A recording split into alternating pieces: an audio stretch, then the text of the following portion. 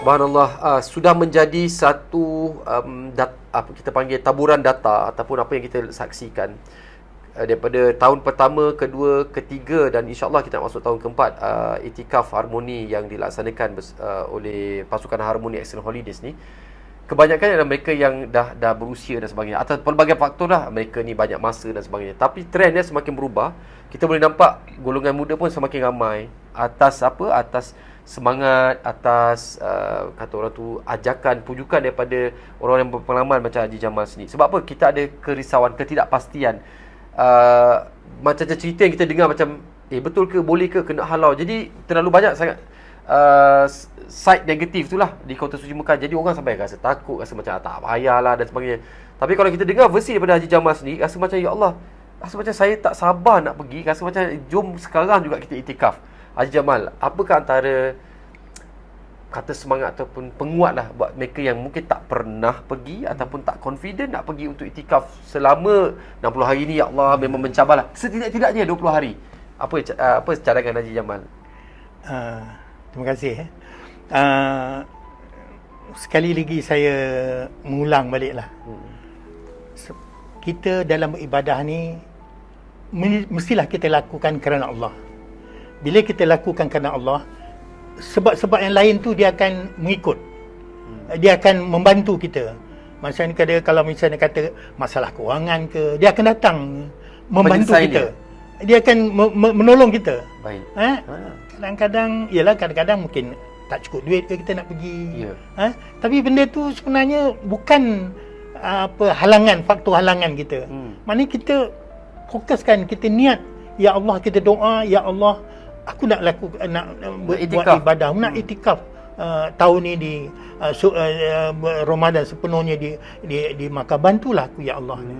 Pemudahkanlah aku segala ni dan setiap berikanlah kemudahan. Di sebalik kesulitan tu berikan kita kemudahan. InsyaAllah bila kita azamkan tu, kita selalu kita ingatkan benda tu kan. Jadi hendaklah dia datang sendiri. Macam kita rasa letih hilang, kita rasa malas hilang, kita rasa apa perasaan yang negatif tu akan terhakis dengan sendirinya. Maknanya kita sekarang ni dimomokkan. Macam kita bila dia dengarkan, tak boleh masuk, tak boleh pergi, tak boleh ni, tak boleh ni. Sebenarnya itu gambaran-gambaran negatif yang menghantui kita, yang menghalang kita. Bukan saja di Mekah, kadang-kadang di rumah pun gitu juga. Nak pergi ke masjid bukan jauh kan. Tapi menghalang kita nak pergi ke masjid tu kenapa? Ada faktor-faktor yang menyebabkan kita terikat dengan tempat yang kita ada, kita tak dapat nak pergi ke masjid, tempat yang dekat tu. Langkah tu bagi berat bagi kita. Sebab tu bila kita dah mula langkah pertama, langkah kedua, ketiga dan seterusnya mudah. Bila kita tak mulakan langkah kita tak mula dengan langkah pertama, kita tak akan sampai ke mana destinasi pun. Ke mana arah tujuan kita tak sama. Itu dengan ibadah. Kalau kita tak betul-betul kita pasang niat kita nak beribadah kerana Allah, kita nak dapat redha Allah, kita nak dapat kita diterima, amal kita diterima, ibadah kita diterima, bukannya mudah, bukannya susah. Dan juga kita punya keazaman, semangat kita tu nak ada. Jadi benda-benda ni, segala negatif ni dia akan tersingkir dengan sendirilah. Dia akan mudahlah. Macam kata kita takut dengan polis, dia tak ada masalah. Kita kadang-kadang susah nak masuk, tak adalah kita senang masuk. Susah nak tawaf lah, tak adalah kita ada saja laluan kita. Ada je tempat yang kita nak kita lalu. Tak ada, kita tak ambil hak orang. Kita tak ambil tempat orang. Kita tak tolak orang supaya orang tak boleh tahu. Tak ada. Kita tak lakukan gitu. Sebenarnya kita, kalau kita beribadah tempat tu kan, kita bagi orang beribadah sama di tempat kita yang sama tu, Allah bagi kita, kekalkan kita di tempat tu. Itu yang saya rasa kadang kita kedekut sangat kan. So kita tak nak bagi ruang pun orang nak beribadah walaupun sembahyang sunat. Kita tak bagi. Kita lapangkan lagi lutut kita. Lapang lagi lutut kita. Tak mau kita. Kita taruhlah benda-benda kita semua letaklah beg kita, kasut kita situ kan. Tak ada. Itu tak betul sebenarnya. Astagfirullah. Bila saya tengok macam tu kan, bila kita sacrifice kita yang sedikit, Allah bagi kita lebih banyak lagi. Itulah paling Kita tak boleh kedekut, kita tak boleh tamak, kita tak boleh apa dalam ibadah tu. Kalau orang nak ibadah, kita bagi dia ibadah. Kita kata tak boleh, engkau tak boleh ibadah, biar aku seorang je, tak boleh. Tak boleh. Itu kunci dia juga. Di mana kalau kita dalam kita beribadah ni, ibadah kita rasa kita dapat mencapai dia punya kepuasan kita lah, maqam dia lah. Tak susah ni. Kadang orang dia pentingkan diri sendiri. Kita boleh. Tak boleh. Dan kita jangan sekali-kali kita bawa dalam diri kita riak, ujub, kita rasa bangga diri, aku seorang lah yang beribadah tempat ni kan. Tak boleh. Bila benda begitu berlaku, dia akan ganggu habis kita. Dia akan cantas kita. Mula kita pancit kat situ lah. Ya Allah, ya Allah. Kalau kita ada rasa sedikit riak hati tu, kita macam kita seorang lah beribadah kan. Tak boleh. Itu paling yang saya paling takut lah. Mungkin kalau kata, minta maaf saya nak tanya sikit lah last. Ada tak macam keajaiban yang mungkin, yelah kita pernah berlaku sendiri pada Haji Jamal lah. Boleh dikategorikan sebagai satu keajaiban daripada Haji Jamal? Saya yang ajaib, bukan ajaib, saya rasa kadang-kadang saya terkejut juga. Orang datang cium tangan saya. Allah. Cium dahi saya. Saya rasa kenapa pula, apa aku buat ni? Aku tak buat salah ke? Aku tak buat tak betul ke? Jemaah ke polis? Ni jemaah lah. Jemaah saya tak tahu apa dia. Kita samalah, sama-sama ibadah. Itu satu. Dan lepas tu bila seorang salam kita, cium kita, yang lain tu mengikut pula tu. Macamlah kita ni macam kiai apa. Mungkin dia orang pernah tengok ke apa kan? Tak tahulah. Itu satu keajaiban yang saya dapat rasa sewaktu saya berada di Madinah. Madinah lah. Saya suka Madinah tu, saya suka itikaf juga. Bila kita itikaf, memang saya turun pukul 2, pukul 3 pagi tu sampailah ke subuh. Saya akan duduk dalam Masjid Nabawi tu kan. Saya akan lakukanlah apa-apa ibadah kat situ. Kat sana tak ada kita tawaf kan, tapi boleh banyakkan zikir-zikir, banyak baca ziarah Quran. Kita buat ziarah, kita banyak selawat. Benda-benda tu satu tak tahulah saya. Itu saya rasa, tu saya kata dengan kawan, hari ni aku kenapa aku ni dah nak meninggal ke? Rasa-rasa pula ni kan. Masuk orang cium tangan. Faham. Yelah, rasa kita rasa pelik lah kan. Allahu Akbar. Bila cakap rasa meninggal tu, minta maaf lah tanya kan, kalau ada juga yang saya tanya, Acik kalau boleh Acik nak meninggal kat sini lah, kita dengar macam alamak Acik kan.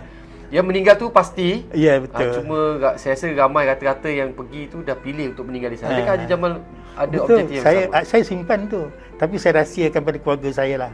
Saya rasa biar kalau saya pergi kali terakhir, saya tak nak balik lagi dah.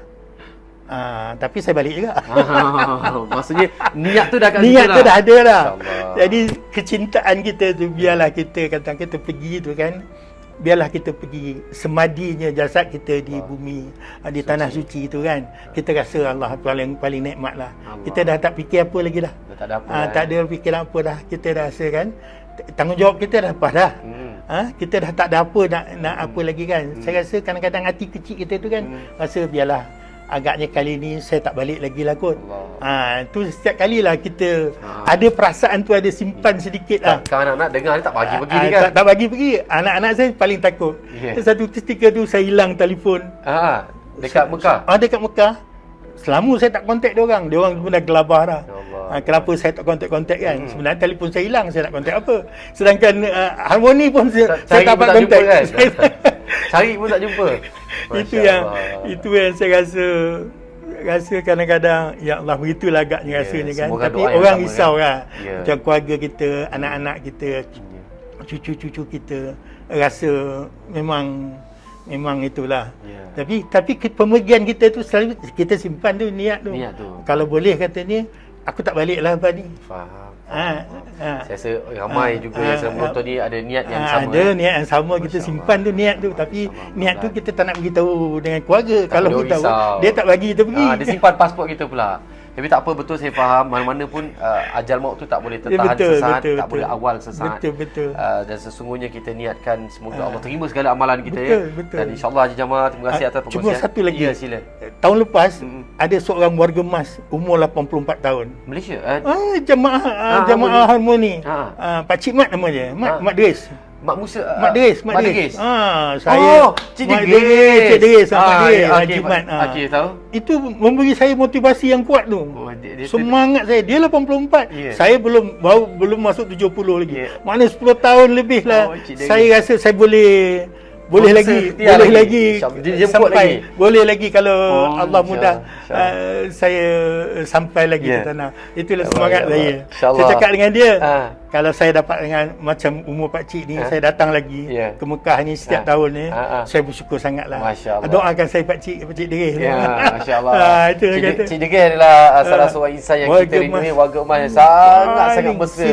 Paling senior, paling mesra. Kalau pak cik Deris tengok, kami rindukan juga pada pak cik. Nanti kita jemput jugalah pak cik Deris. Baik, insya-Allah. Haji Jamal, terima kasih banyak. Sama-sama.